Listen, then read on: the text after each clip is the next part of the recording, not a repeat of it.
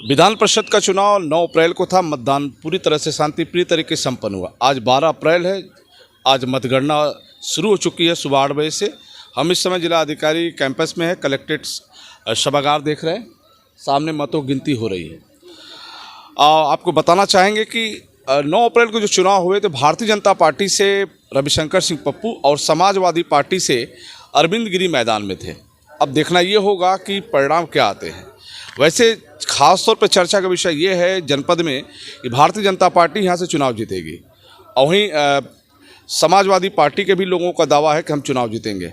खैर, मतगणना चल रही है, परिणाम बस जल्द आने वाले हैं कि आखिर चौथी बार जहाँ बात आ रही है रविशंकर सिंह पप्पू की कि चौथी बार एमएलसी अगर कोई होगा तो रविशंकर सिंह पप्पू होंगे, ये तो अभी तय हो जाएगा। फिलहाल राजनीतिक गलियारों में देखा जाए तो भारतीय जनता पार्टी और समाजवादी पार्टी के बीच में ये चल रहा है कि हमारा ही प्रत्याशी चुनाव जीतेगा। कड़ी सुरक्षा के बीच खास तौर पे पूरे कलेक्ट्रेट कैंपस में सुरक्षा व्यवस्था पूरी तरह से मुस्तैद है।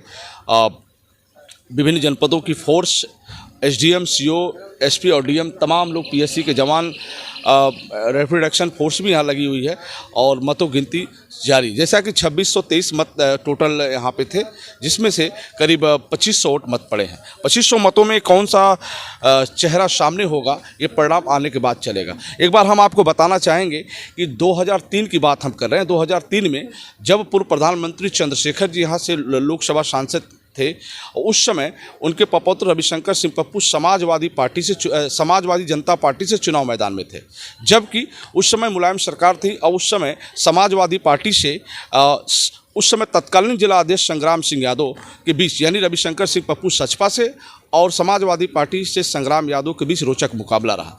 सत्ता थी सपा की, लेकिन सचपा यहाँ चुनाव जीती। रविशंकर सिंह पप्पू पहली बार 2003 में एमएलसी बने। फिर एक अवसर आया दूसरा 2009 में।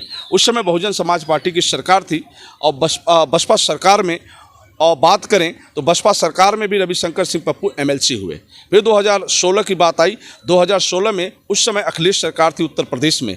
उस समय एमएलसी के रूप में यहाँ से विजेता के रूप में रविशंकर सिंह पप्पू तीसरी बार एमएलसी बने। अब चौथी बार भाजपा सरकार यानी योगी सरकार में रविशंकर सिंह पप्पू मैदान में थे। 9 अप्रैल को चुनाव हुआ, 12 अप्रैल आज है। आज चुनाव परिणाम आएंगे। ऐसे में जो चर्चा है खास तौर पे कि चौथी बार एमएलसी के रूप में रविशंकर सिंह पप्पू चुनाव जीतेंगे। आगे हम फिर आपसे जुड़ेंगे। बस अब तक के लिए इतना ही। देखते रहिए यूपी आजकल। मैं रोशन जायसवाल, नमस्कार।